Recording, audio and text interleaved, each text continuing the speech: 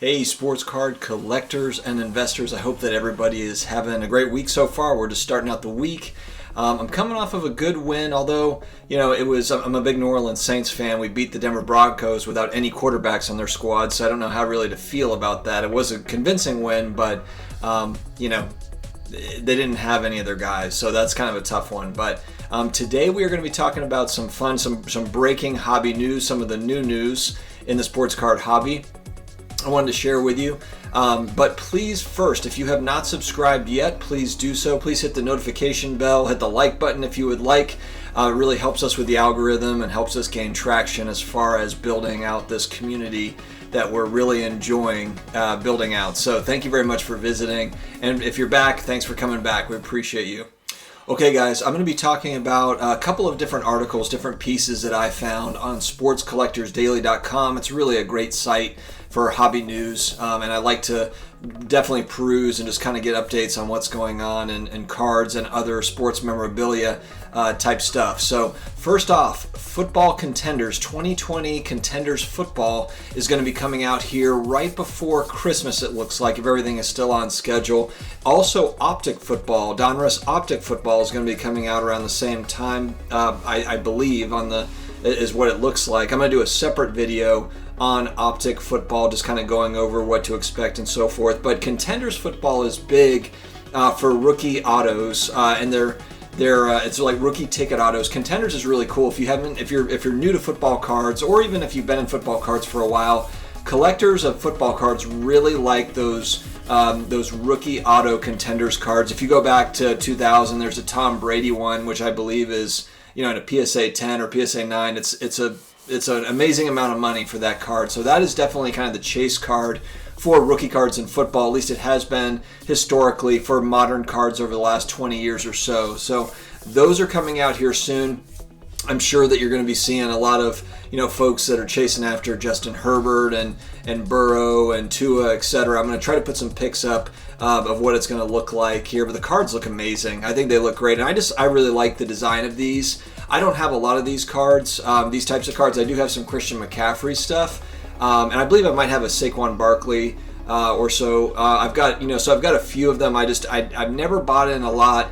I'm contemplating this year getting into it though, just because there's a good rookie class of guys that I like. I don't know what product is going to cost, but I thought it would be something that would be fun to rip on the channel, wax to rip if I can get a hold of some. So stay tuned for that.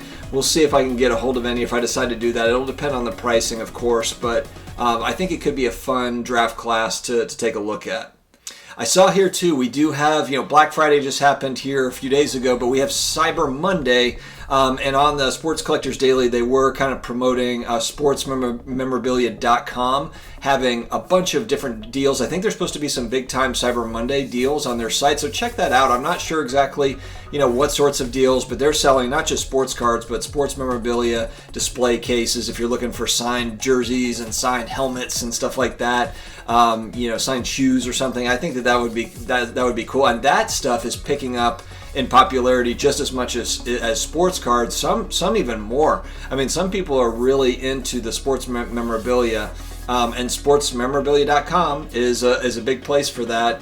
And so I would definitely check that out if you haven't already. I've been on their site a few times, and I just like looking at their stuff. I mean, they've got just some really, really cool items. If you're a big sports fan like I am, it's fun to check out. On that note of sports memorabilia, there is a cool story that just came out of the Nike executive that ended up signing Michael Jordan to the big shoe deal and kind of kicking off really a shoe pioneer. That's what really kickstarted, shoes being big for basketball players. Sonny Vaquero was at Nike to sign Michael Jordan in the 80s. And he is selling a pair of signed shoes for Michael Jordan. I believe it's from the 1991 Finals, Game 4, I believe. And that was their first championship, Michael Jordan's first championship. And he has these game-worn shoes that he signed. I'll try to put a picture up that he is going to be auctioning off. I believe Sonny's like 80, 81 years old or something. But he's had them for 28, 29 years since Michael Jordan gave them to him after the 91 Finals. So those shoes are, I know it's shoes. Some people aren't into it, but just the history behind the shoes being, Michael Jordan's first championship. That's a big deal. So, but it's going to go through, I think, Golden Auctions and Sotheby's are going to do kind of a joint venture on that one to make that happen. And it says in the article, I believe, that they're expecting to get north of $500,000 for this pair of shoes, which is unbelievable. So I want to pay attention to that. I'm going to be watching for that one. But it's just kind of a cool historical piece. If you're a basketball card fan or basketball fan, Michael Jordan is, outside of LeBron James, for modern players, he's really been it the last 30, 35, 40 years. So just kind of really cool to see that go up, and I'm excited to see kind of what that goes for. And I just like following those transactions.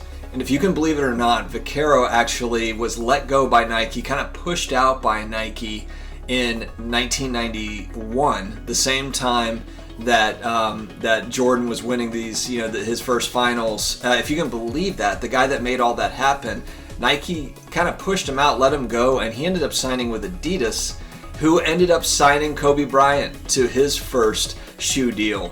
I assume in 96, 97 when Kobe was a rookie. So it's just shocking. Like, how did Nike allow that to happen? Maybe it was like a money dispute or something with salaries, or I don't know. But it's just kind of like, how does that happen? I mean, maybe it was just inner turmoil. But I just thought that was really an interesting story, and I wanted to certainly call that out. Guys, we kind of talked about, basketball cards are starting to inch up with that season.